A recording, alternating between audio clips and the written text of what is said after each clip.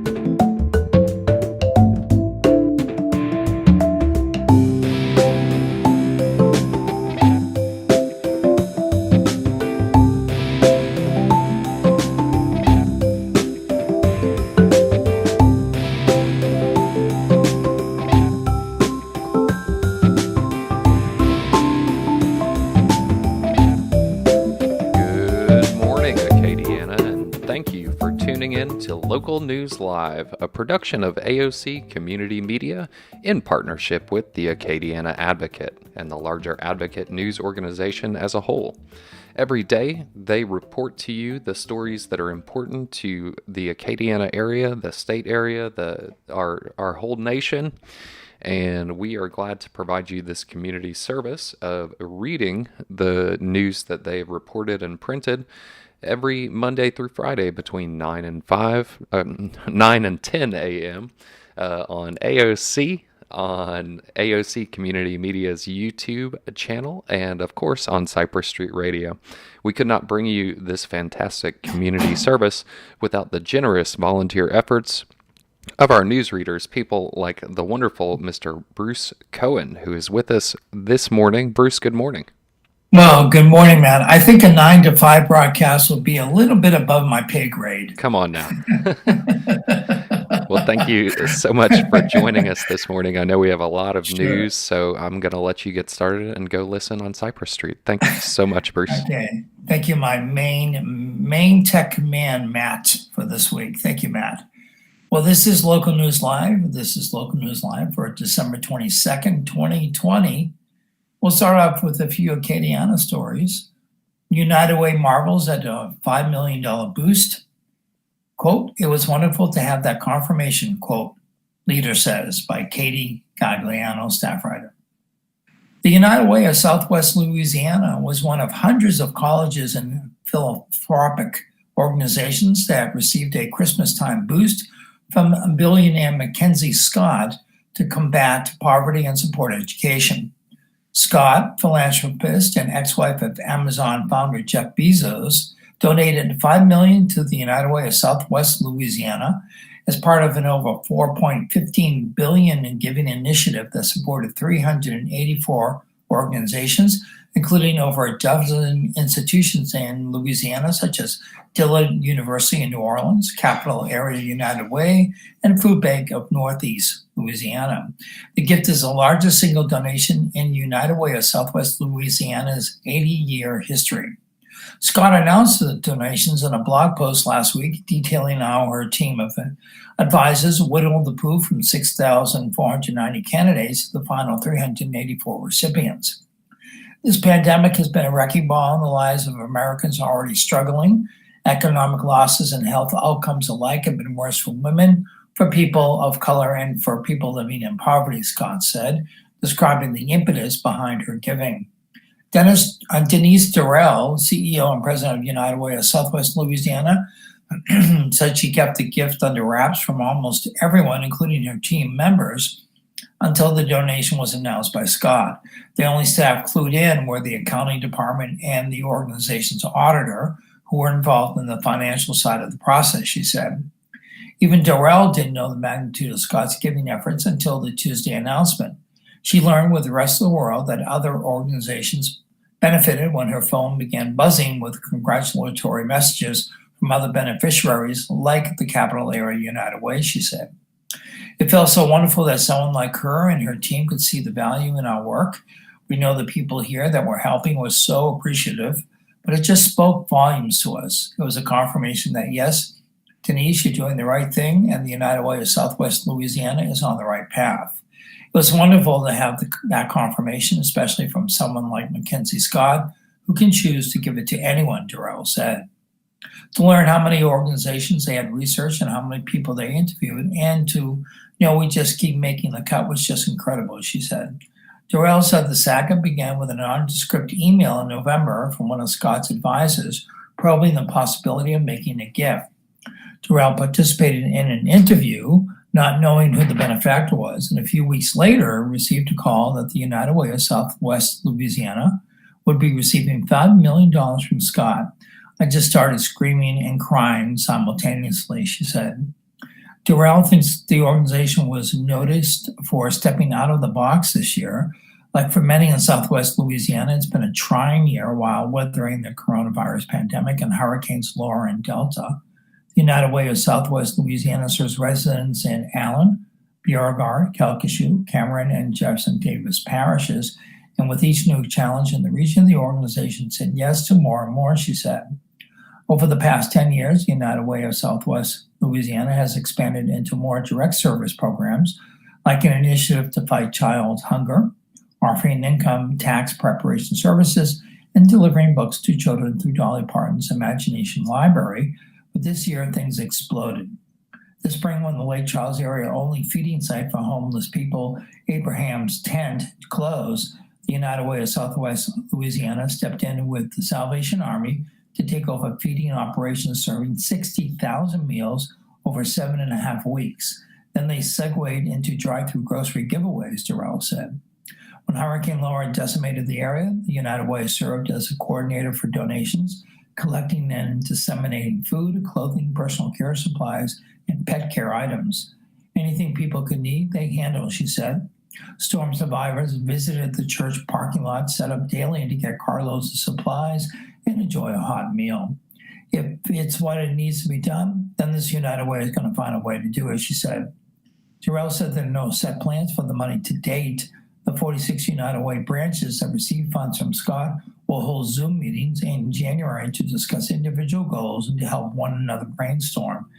After those meetings, the Southwestern Louisiana team and their board of directors will begin more formal planning. One option is to use some of the funds to establish an endowment to sustain the nonprofit into the future, she said. Durrell said the organization would like to honor Scott's stated interest in supporting economic stability and lifting families who've fallen on hard financial times because of the COVID-19 pandemic. Before the pandemic, many Louisiana families were already in difficult financial positions. United Way's ALIS report released in August found that as of 2018, 18% of Louisiana families lived in poverty, while another 33% are above the poverty line but struggle to afford basic needs. They don't take the responsibility of spending the money lightly, she said. We have to be strategic. We have to create a plan looking at the end in mind, what we want to achieve, then creating a plan and somewhat starting at the end and working backward to create it. We've got to look at data, use our knowledge, talk to different stakeholders here locally and at the state level, then also with the United Way network so we can assure we're making the right decisions and that the plan we create for this is the right thing, Durrell said.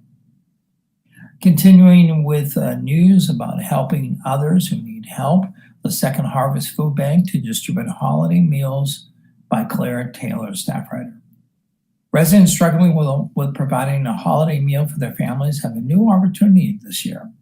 Second Harvest Food Bank of South Louisiana will be distributing free prepared meals in Lafayette for anyone in Acadiana who needs a little relief, who needs a meal for Christmas, Natasha Curley, communications specialist, said on Monday.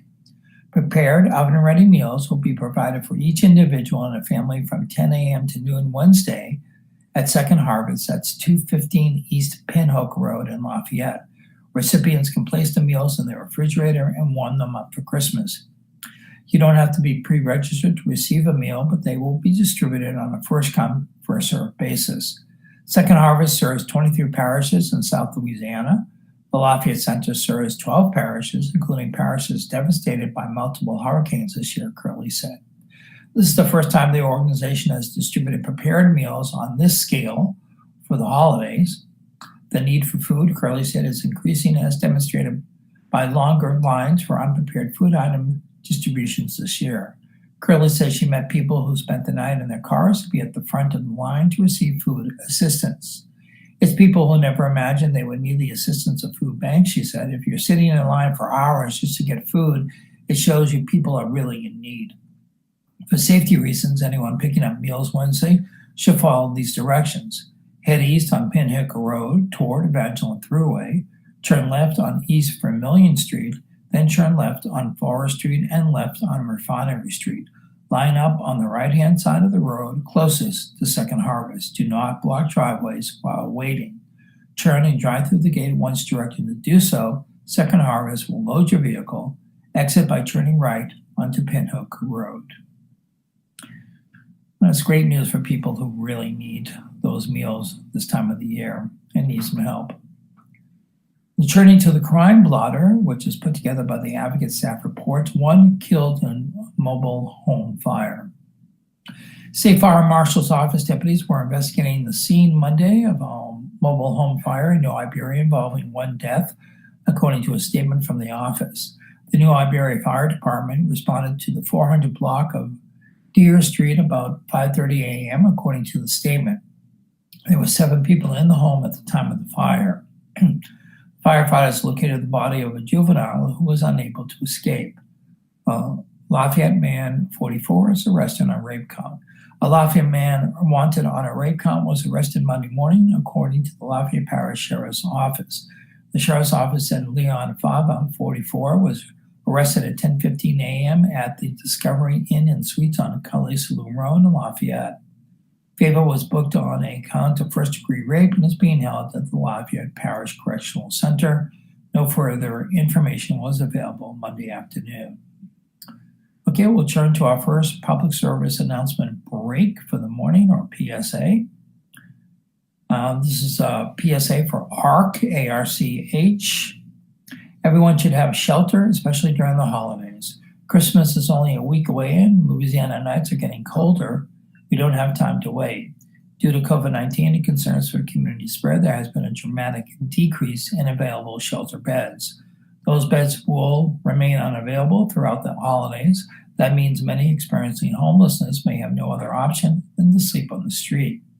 Throughout this pandemic, Acadiana Regional Coalition on Homelessness and Housing, otherwise known as ARC, has been able to utilize local hotel and motel rooms as a temporary housing solution.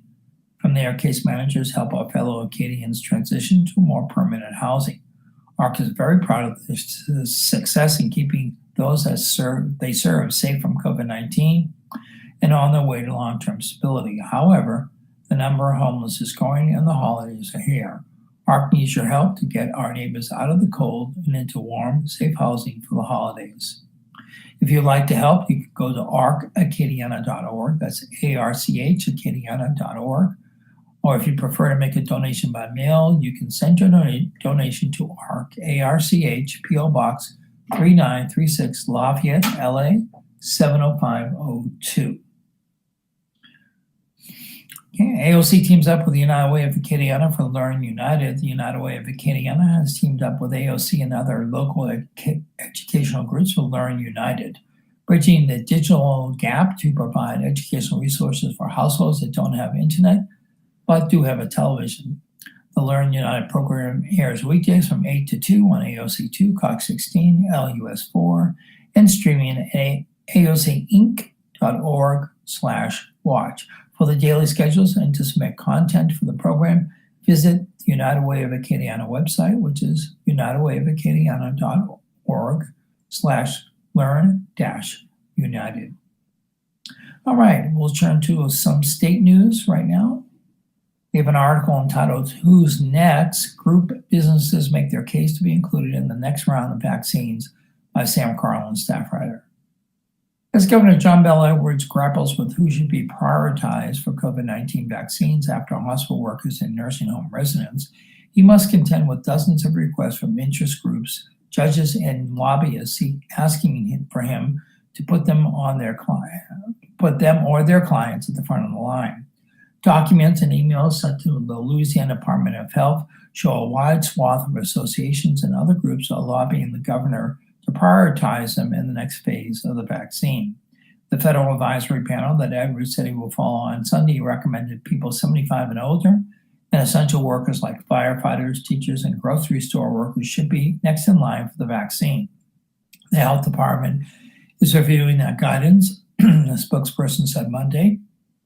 For weeks, the governor has said he didn't know who exactly would be next in line as he awaited recommendations from the panel. But he also said regardless, the elderly and people with underlying health conditions that make them more vulnerable to the disease would be prioritized. People who don't fall into one of the priority groups are not expected to get access to the vaccine until next summer. Asked which groups have requested vaccine priority last week, Edwards said it would be easier to talk about the groups who have not sent requests. There's tremendous interest in the vaccine. It's not that I don't believe any groups are important, he said. They're all important. It will likely be weeks before people beyond healthcare workers, long-term care residents, and staff, and some first responders will be vaccinated. Those groups are in phase 1A. The first shipment of Pfizer's vaccine began arriving at the state's large hospitals last week. In addition, 79,500 doses of Moderna's vaccine, which is easier to store, will ship to Louisiana this week, Edwards' office said. Of those, 35,900 will go to nursing homes and other long-term care facilities, and 43,600 will go to smaller hospitals and first responders. There are more than 200,000 people included in phase 1A. Still, a host of associations, companies, and other groups are asking to be put near the front of the line. There were so many, the health department created a special email address just to field requests. Southwest Airlines wrote Health Secretary Courtney Phillips on December 14th to ask her to prioritize airline workers in the earliest part of phase 2 of the state's COVID-19 vaccination plan. Senior Vice President Jason Van Eaton wrote in the letter that airline workers are essential to the nation's supply chain and come into close contact with other people. Sharonay Energy, a Fortune 500 firm that operates a massive liquefied natural gas export facility in southwest Louisiana, told a lobbyist it is working with several national trade groups to make sure critical infrastructure workers are in line for the vaccine and that LNG facility employees are included as essential. The firm asked for clarity on whether Louisiana considered its workers critical infrastructure personnel. Edwards' top attorney met with officials from Amazon, which is asking for priority access to the vaccine for its workers who interact with the public, including at fulfillment centers and Whole Foods stores, emails show. Judges appear particularly eager to get vaccinated. I respectfully submit that including court personnel in the early phases of the vaccination plan would ensure that its vital part of our society continues to function and would significantly improve access to courts. Brady O'Callaghan, president of the Louisiana District Judges Association, wrote in a letter to the governor, "If judges, clerks, interpreters, court reporters, bailiffs, and any other personnel who serve the public by direct interaction would be vaccinated, the risk to that personnel would be greatly diminished."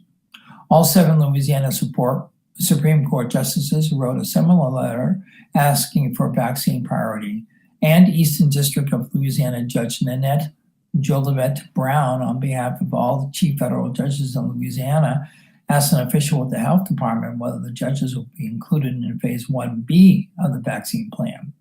Our colleagues in Texas, upon advice and counsel from Texas officials, sent a letter to Governor Abbott on Friday formally requesting they be vaccinated in phase 1B.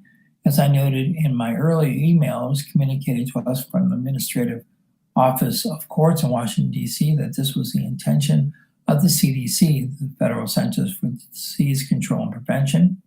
When establishing the phases, Brown wrote, "We need clarification of whether we need to do anything else to confirm we will be in the next batch of vaccine distribution in Louisiana."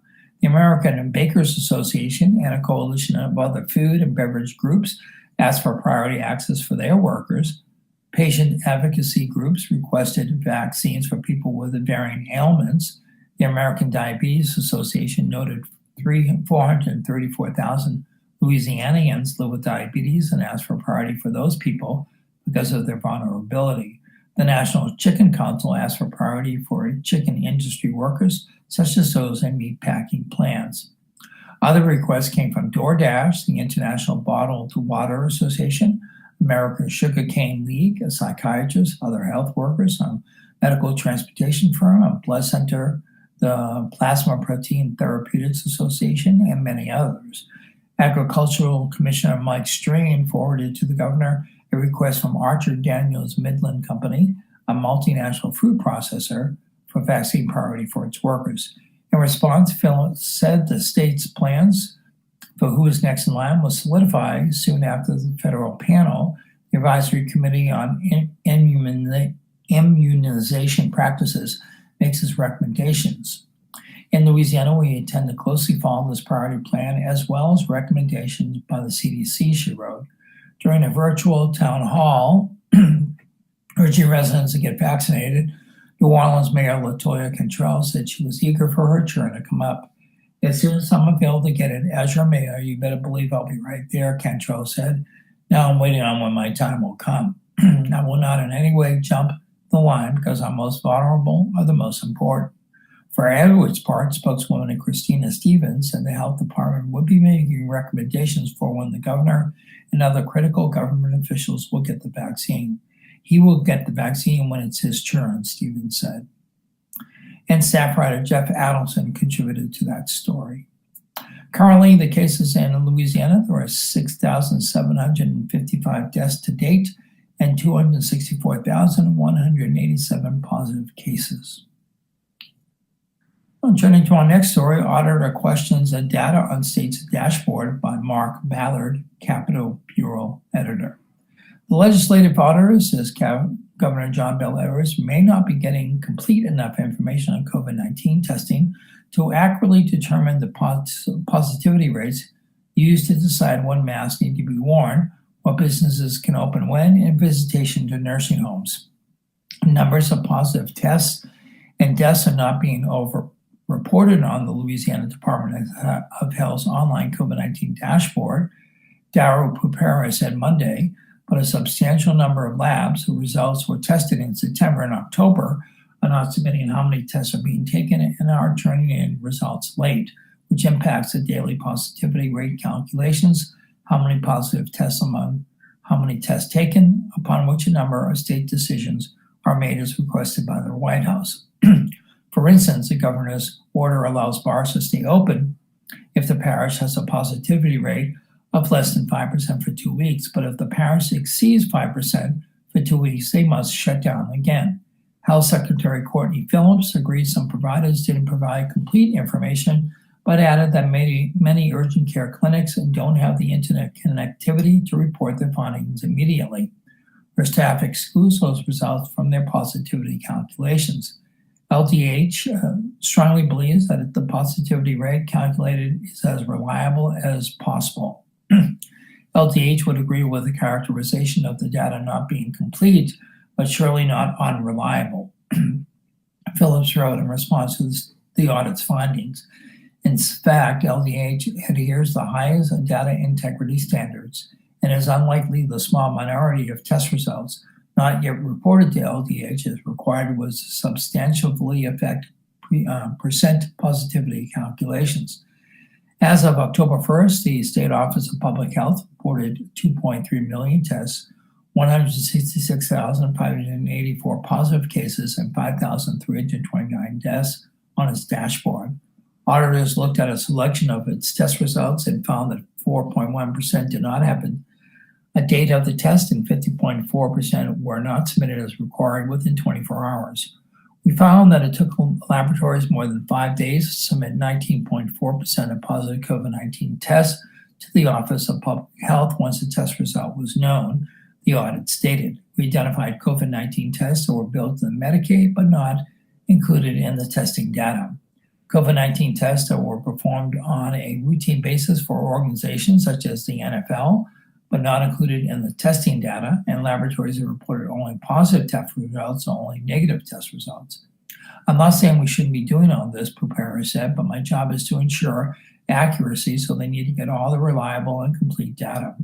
Of the roughly 600 labs conducting the test, Georgia 94 reported only positive results, and 64 others reported only negative results.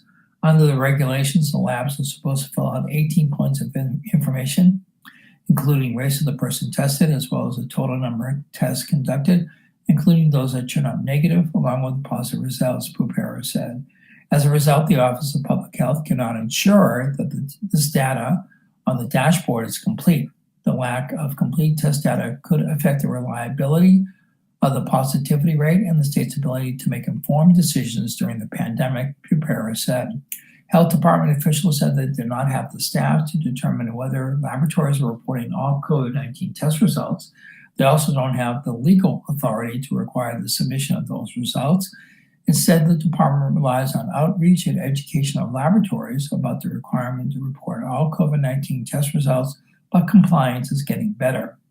The testing and reporting protocols were hastily put together in March at a size that had never been done before, Pupera said. Consequently, the National Association of State Auditors, which had a national survey of how well the protocols were working. Louisiana is the first state to complete its analysis. Doing the same procedure across the board and hopefully getting a cross-section of the U.S.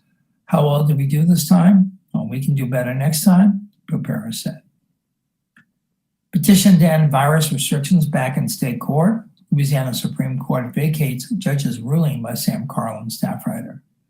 Louisiana Supreme Court has vacated a judge's ruling on a petition used by State House Republicans to revoke all of Governor John Bel Edwards' coronavirus restrictions as unconstitutional, saying the judge prematurely ruled on the constitutionality of the move. Supreme Court did not rule on the merits of the appeal by Republican Attorney General Jeff Landry, who challenged the 19th Judicial District Judge William Morvant's ruling last month. Instead, the court wrote in a ruling that Morvant erred in reaching the issue of constitutionality prior to determining whether the dispute could be resolved on non-constitutional grounds. For well over a century, the court has declined to rule on the constitutionality of laws unless the question of whether the law is constitutional is essential to the decision, the ruling said. While we acknowledge this case presents some novel issues which are important to the citizens of our state, we find it is unwise to depart from the bedrock principle of orderly statutory interpretation, the court said. Rather, it is critical a case must reach the court in the proper procedural posture to warrant a review of a ruling on constitutionality. Edwards' top attorney, Matthew Block, in a statement reiterated the governor's argument that the legislature did not properly consult with health officials in issuing the petition, an argument that was not heard in court because Morvan only heard the constitutionality arguments. He also noted courts that have reviewed Edwards' restrictions have found them to be constitutional. Nothing about the Supreme Court decisions changes the fact that the mitigation measures remain in place and that they remain as important as ever, Block said. The governor is confident that when the Supreme Court does ultimately hear the case, it too will uphold the governor's orders. Morvan, during a chaotic Zoom hearing in early November, told both sides he didn't believe he could rule on the merits of whether the petition could be enforced because the public health emergency it sought to end had already expired. Edwards had issued a new set of restrictions as state laws prevents them from issuing emergencies that last longer than 4 weeks. The attorneys for the governor and the attorney general both voluntarily dismissed the request for preliminary injunction. Then Morvan ruled that the law allowing the petition was unconstitutional because it didn't involve both the House and the Senate, which is required to pass laws. The state Senate has refused to sign onto a similar petition ending all virus restrictions. And staff writer John Zimmerman contributed to that story. We have a couple more public service announcements before we get to the day in history and the zodiac or horoscope, as I like to call it. Stop the spread, Colin said, hashtag stop the spread. For the latest COVID-19 updates and information, visit www.311 Lafayette Services. Call centers of volunteers and medical professionals are active 24/7 to answer your questions about COVID-19 and determine if you need to get screened. You may also call 311 and press option 2 if you're a business owner, employee, or are looking for a job to get information about applying for small business recovery loans, apply for unemployment benefits, and related programs. Keeping calm through the COVID hotline, if you're feeling overwhelmed during this pandemic, you're feeling stress, fear, and anxiety about the uncertainty surrounding this pandemic, there is a special Keeping Calm Through COVID hotline you can call. This connects you to trained, compassionate counselors who can offer support and can direct you to mental health and substance abuse counseling services. Trained counselors available 24/7, and all calls are confidential. If you need the service, please call 1-866-310-7977. That's 1-866-310-7977. Okay, it's time for our day in history. Today is Tuesday, December 22nd. It's the 357th day of 2020. If you're shopping for Friday's Christmas Day, you have just a couple of days left to do that. But there are 9 days left in the year. Today's highlight in history, on December 22nd, 2001, Richard C. Reed, a passenger on an American Airlines flight from Paris to Miami, tried to ignite explosives in his shoes, but was subdued by flight attendants and fellow passengers. Reed is serving a life sentence in federal prison. Also on this date in 1858, opera composer Giacomo Puccini was born in Lucca, Italy. In 1894, French Army officer Alfred Dreyfus was convicted of treason in a court-martial that triggered worldwide charges of anti-Semitism. Dreyfus was eventually vindicated. Also on this date in 1940, author Nathaniel West, 37, and his wife Eileen McKinney, 27, were killed in a car crash in El Centro, California, while en route to the funeral of F. Scott Fitzgerald, who had died the day before. In 1941, British Prime Minister Winston Churchill arrived in Washington for a wartime conference with President Franklin D. Roosevelt. In 1944, during World War II Battle of the Bulge, U.S. Brigadier General Anthony C. McAuliffe rejected a German demand for surrender, writing "nuts" in his official reply. In 1968, Julie Nixon married David Eisenhower in a private ceremony in New York. In 1989, Romanian President Nicolae Ceausescu, the last of Eastern Europeans' hardline communist rulers, were toppled from power in a popular uprising. 1991, the body of Marine Lieutenant Colonel William R. Higgins, an American hostage slain by his terrorist captors, was recovered after it had been dumped along a highway in Lebanon.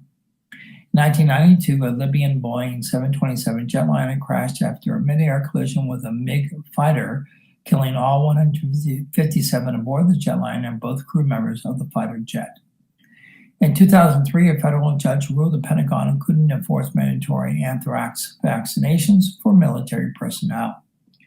In 2008, 5 Muslim immigrants accused of scheming to massacre U.S. soldiers at Fort Dix were convicted of conspiracy in Camden, New Jersey. 4 were later sentenced to life in prison. 1 received a 33-year sentence. 10 years ago today, President Barack Obama signed a law allowing gays for the first time in history to serve openly in America's military, replacing the Don't Ask, Don't Tell policy. 5 years ago, migration experts said more than 1 million people who had been driven out of their countries by war, poverty, and persecution entered Europe in 2015. 1 year ago, Afghanistan's election commission said a preliminary vote count showed that incumbent President Ashraf Ghani had won re-election with 50.64% of the vote. Both Ghani and rival Abdullah claimed victory. They announced a power-sharing arrangement in May 2020 in which Ghani would remain president. Looking at today's birthdays, actor Hector Elizondo is 84, country singer Red Steagall is 82, Baseball Hall of Famer Steve Carlton, 76, former ABC News anchor Diane Sawyer is 75 today, rock singer musician Rick Nielsen, Cheap Trick, is 72, I Want You to Want Me. Rock singer musician Michael Bacon is 72, that's Kevin Bacon's brother, and they formed the band the Bacon Brothers. Baseball All-Star Steve Garvey is 72, golfer Jan Stevenson, 69, actor Ralph Fiennes is 58, country singer Lauren McKenna, 52, Senator Ted Cruz from Texas is 50, and rhythm and blues singer Jordan Sparks is 31, and pop singer Meghan Trainor is 27, and she is known pretty much for all that bass. Zodiac, looking at the Zodiac. Capricorns, listen up, Capricorns. An aggressive position will help you get your way. Use your intelligence to outmaneuver any competition. Don't let uncertainty cause you to miss an opportunity. Aquarius, be careful not to start something you cannot finish. You'll come up against opposition if you try to make changes without input from others. Pay more attention to personal growth. Pisces, connect with people who have helped you in the past and show interest in what others are doing. You'll discover some valuable information that will help you upgrade your approach. Aries, you could feel pressure to get things done before the year comes to a close. Don't let trivial matters get to you when it's the big picture that counts. Taurus, a sudden change will cause uncertainty. Figure out precisely what you want to do and put your strategy into place. Use your intelligence to navigate your way forward. Geminis, trust in yourself, not on what someone is telling you. Look at every angle and consider the consequences of your actions. Look over personal and professional contacts and evaluate your options. Cancer, rely on your intelligence, creativity, and charisma to help you seal a deal. Connect with someone who wants to work alongside or commit to someone special. Make plans and put an end to uncertainty. Leos, jump to conclusions. Don't jump to conclusions. That sounds better. Keep track of you spend, your actions, and still on your to-do list. Organization and preparation will eliminate stress. Virgos, my birth sign, embrace change, making room for projects and home improvements, or clearing a space conducive to learning something new will empower you to reach your goal. Don't fall for anyone's tricks. I won't.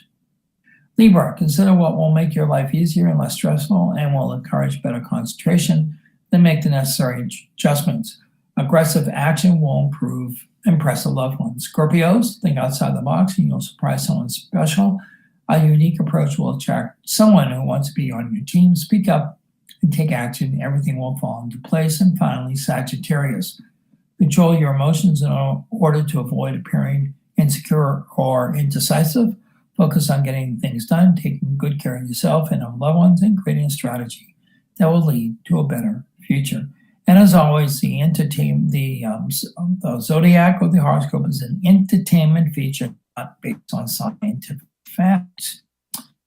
Okay, continuing with the state news, state schools are in line for new aid by Will Centel, staff writer. Louisiana public schools, colleges, and universities are in line to get a new round of aid from the latest federal stimulus package after landing $484 million earlier this year. Public schools received $287 million in May, and higher education $147 million from the $2.2 trillion federal coronavirus relief bill, and divided another $50 million that was left to the discretion of Governor John Bel Edwards. The legislation that congressional leaders agreed on Sunday totals about $900 billion.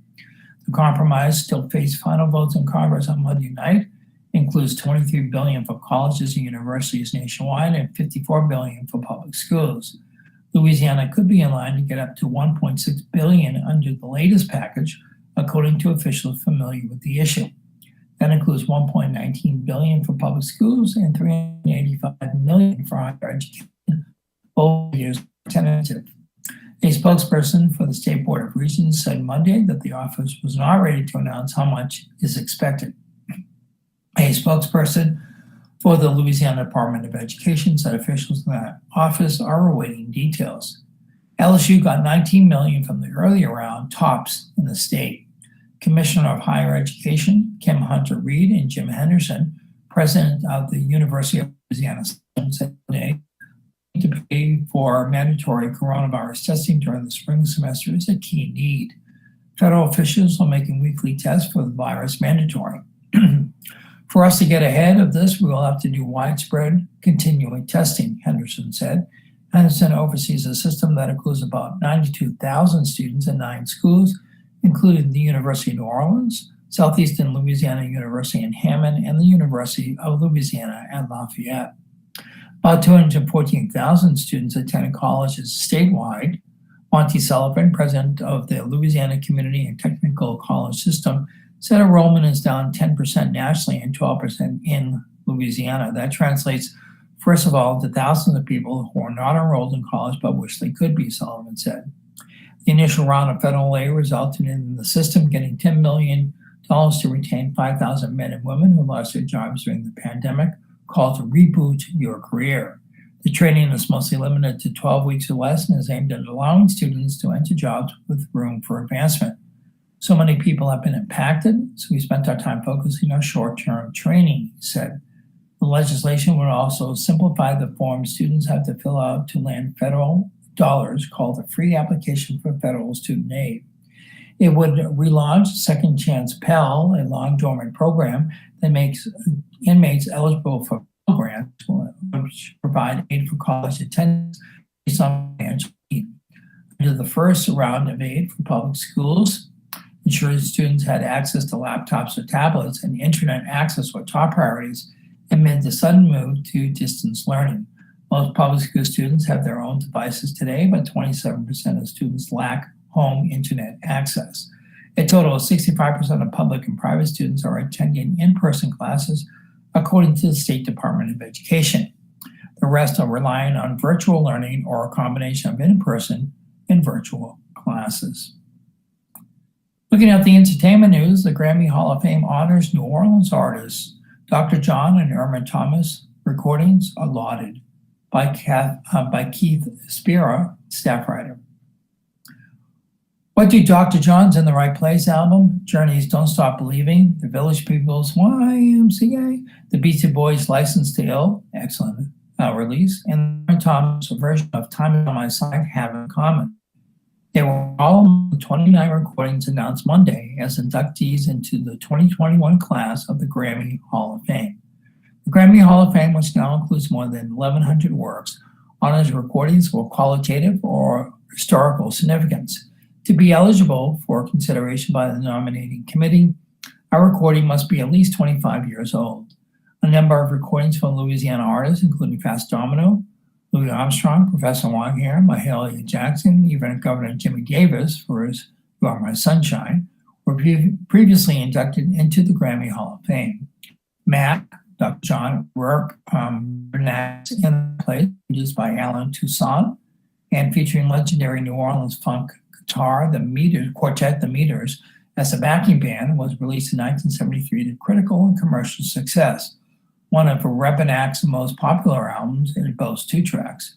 Right Place, Wrong Time, and Such a Night that became standards on the set for the remainder of his career. Unlike many of these New Orleans classic singles, Thomas's Time Is on My Side was neither written nor produced by Toussaint. It was originally recorded by jazz trombonist Kay Winding and his orchestra. Verve Records released Winding's mostly instrumental version in October 1963. In early 1964, Imperial Records, which had assumed Thomas' recording contract after acquiring records, brought her to Los Angeles to record her Wish Someone Would Care album. She was given a batch of songs in which she chose. She liked a demo recording of Time Is on My Side, which contained more lyrics than Winding's original take. She recorded her version at a Los Angeles studio on La Brea Avenue. Musicians on the track included Earl Palmer, the New Orleanian, who became one of the most prolific session drummers of all time, as well as equally prolific bassist Carol Kay. Jackie DeShannon, who co-wrote another Thomas classic, Breakaway, was on guitar. The girl group The Blossoms, featuring Darlene Love, contributed back vocals. He stuck to the arrangement she heard on the demo tape, but improvised a spoken word part near the end. I added a little bit extra embellishment, she recalled in 2019.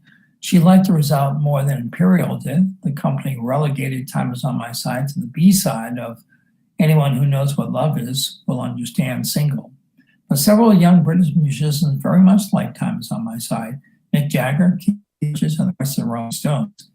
And upcoming rock bands searching for a breakthrough hit in America, the Stones, like many of their contemporaries, relied on R&B and blues artists for source material. The Stones' first single, released in June 1963, included covers of Chuck Berry's Come On and bluesman Willie Dixon's I Want to Be Loved. The Stones released two versions of Time Is on My Side. The first, recorded in London in June 1964, featured an organ. It was released as an American single on September 25th and on the album 12 by 5. The Stones' better-known version, with an electric guitar in place of the organ, was recorded in Chicago on November 8, 1964. It was released in the United Kingdom in January 1965 on the album The Rolling Stones No. 2. In late 1964, Thomas traveled to England for a brutal 3-week tour with multiple performances per day, often in different towns. Jagger and Richards attended one of those shows. They gushed over Time Is on My Side, Thomas recalled, and said they planned to release their own take on it. Time Is on My Side became the Stones' first single to crack the top 10 on the Billboard Pop Singles chart in America, peaking at number 6. They kicked off their first appearance on the Ed Sullivan Show with Time Is on My Side. Jagger elicited screams from the teenage girls in the audience every time he slapped his thigh on the time, time, time refrain. To many casual listeners, Time Is on My Side became a Rolling Stones song, much to Thomas's frustration. Every time I did it, they said I was doing the Rolling Stones, she said in 2019, and I was not doing the Rolling Stones, I was doing Irma. Tired of explaining, she eventually dropped Time Is on My Side from her set list. She didn't perform it for more than 20 years. Finally, Bonnie Raitt, a friend and fan, asked Thomas to sing it with her during a New Year's Eve 1992 broadcast from New Orleans. Raitt introduced Thomas as one of the real national treasures of rhythm and blues. Now, the Grammy Hall of Fame has acknowledged Thomas's Time Is on My Side as a national treasure as well. Next article, Terrebonne Parish, comes out of Terrebonne Parish. Officials feud over transfer of money by the Associated Press, or AP. Coming out of Houma, one local government leader in Louisiana is accusing another of harassing a government employee over the transfer of some public money. Terrebonne Parish President Gordy Dove claimed Council Member Gerald Michael has been harassing Chief Finance Officer Candace Molden for roughly 2 years about a $3.1 million money transfer that occurred in 2017. Parish government moved money from the utilities fund to the general fund and then moved that money to the group insurance fund, Houma Today reported. Dove said the parish's Human Resources Department is investigating Michael's actions. He has repeatedly for 2 years harassed and intimidated and questioned the integrity of my CFO, which is the council CFO, Dove said. In a Budget Finance Committee meeting December 7th, Michael said this issue was not the transfer itself, but the parish council was not told how the money was going to be used and that it needed to be paid back to the utilities fund. Dove said the transfer was approved by both parish auditor Bourgeois Bennett and state legislative auditor Bradley Cryer. Dove provided copies of emails from Cryer in which he expressed the approval of the transfer. Dove contends Michael's continuing to raise the issue with Malden constitutes harassment. We have consulted a labor lawyer and it's just gone far enough, Dove said. 6 or 7 times you get a guy saying you're illegally moved money. What's the public going to think? Michael said he would continue to pursue the issue. They took $3.1 million away from utilities and used it for parish-wide excesses, said Michael. It is not legal. I don't care what the legislative auditor says. It's not legal according to our home rule charter. Moving on to other state news, coronavirus concerns canceled Point Coupee Carnival celebrations by Yusuf Radad, staff writer. For the first time in more than 7 decades, Mardi Gras parades and events won't roll in Point Coupee this coming carnival season due to a rise in new coronavirus cases across the parish and state. After meeting with local organizers last week, parish officials said Monday the decision came amid concern events would allow for social distancing and worries the local healthcare system may be unable to bear the stress of an infection surge. While the decision was one that was difficult and not taken lightly, as a group it was determined that the health and well-being of our citizens and visitors is top priority, said Point Coupee Parish President Major Thibault in a statement Monday. It's the latest domino in a growing number of cancellations for South Louisiana communities that have tapped the brakes on carnival festivities due to public health concerns. Last month, the mayor of New Orleans announced that parades will not roll, citing similar concerns. Though no general decision has been made in East Baton Rouge Parish on whether parades will be allowed to roll in February, several crews have postponed balls and other events. Organizers for the South Downs Parade earlier this month also canceled their parade as well and ball. The organizers for the Spanish Town Parade has said any decision ultimately comes down to what state and local restrictions may be in place. City parish leaders have said they've been meeting with organizers to mull possible tweaks for 2021 while balancing public health. The U.S. Centers for Disease Control and Prevention classifies large gatherings that draw people from outside of the community as the highest risk of spreading the virus. The agency also notes the level of infections in the community amplifies those risks, and state and local leaders should make decisions on event sizes. Mirroring state and nationwide infections, coronavirus cases in Point Coupee Parish has risen more than 30% since the beginning of November, and on Monday reached nearly 1,500 total cases since March, according to state health department figures. I think it's the right choice, said Brandon Melanson, president of the New Roads Lions Club, which organizes the New Roads Parade. The last thing on earth we want to do is infect a bunch of people. The cancellation of parades in Point Coupee Parish marks the first time since festivities at New Roads were called off during World War II and will likely deal an economic blow to the city without visitors. The parade also helps generate money to support local schools, bands, and other community needs. Last year, the Lions Club was able to donate about $1,500 to 3 local schools in the parish, while also paying for their parade expenses. Amid uncertainty whether the event must still be held, the Lions Club plans to consider other ways to give back to the community, possibly with relief from the pandemic, Melanson said. Okay, we have one last brief story here. This is a national story, but it's about the coronavirus relief bill. So Congress rushes to vote on a relief bill by Andrew Taylor, Associated Press, coming out of Washington, but this does affect every state, obviously, including Louisiana. Now, running out of time and excuses, Congress took up a $900 billion pandemic relief package Monday night that would finally deliver long-sought cash to businesses and individuals and resources to vaccinate a nation confronting a frightening surge in COVID-19 cases and deaths. Lawmakers tacked on a $1.4 trillion catch-all spending bill and thousands of pages of other end-of-session business in a massive bundle of bipartisan legislation as Capitol Hall prepared to close the books on the year. The House was cruising to a vote Monday night, and the Senate was expected to vote shortly afterwards. Congress was passing a one-week stopgap spending bill to avert a partial government shutdown at midnight and give President Donald Trump time to sign the sweeping legislation. Treasury Secretary Stephen Mnuchin, a key negotiator, said on CNBC on Monday morning that the direct payments will begin arriving in bank accounts next week. Democrats acknowledged it wasn't as robust a relief package as they initially sought, or they say the country needs. Legislation followed the tortured path. Democrats played hardball up until Election Day amid accusations that they wanted to deny Trump a victory that might help him prevail. Democrats denied that, but their standards and their demands indeed became more realistic after Trump's loss, and as Biden made it clear that half a loaf was better than none.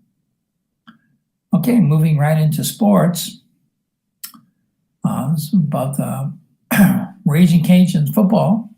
Napier expected to stay with Cajuns. Coach had received interest from Auburn by Kristen Askelson, staff writer. Despite reports at the University of Louisiana at Lafayette, head coach Billy Napier is a front-runner to replace Gus Malzahn in Auburn, the school has confirmed that Napier has no plans to leave. Statement released by the UL Athletic Department at noon Monday reads, Billy Napier is committed to being the head coach of the Louisiana Raging Cajuns. Moving forward, amid recent speculation and media reports, the Louisiana Department of Athletics confirming that Coach Napier will continue to lead the Raging Cajuns football program. Athletic Director Brian Magard also weighed in. We're very excited about the future of Raging Cajuns football under Coach Napier's leadership, Magard said in a prepared statement. We will continue to invest in the program to ensure we maintain and grow our successes. We believe a successful football program elevates the profile of the entire university, and we know there is much more to accomplish.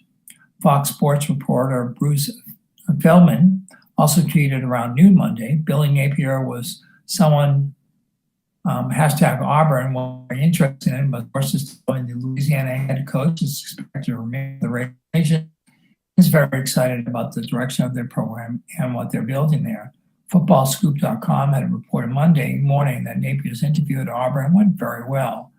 Malzahn, who was in his 8th year at Auburn, was fired December 13th after the Tigers finished the regular season with a 6-4 record.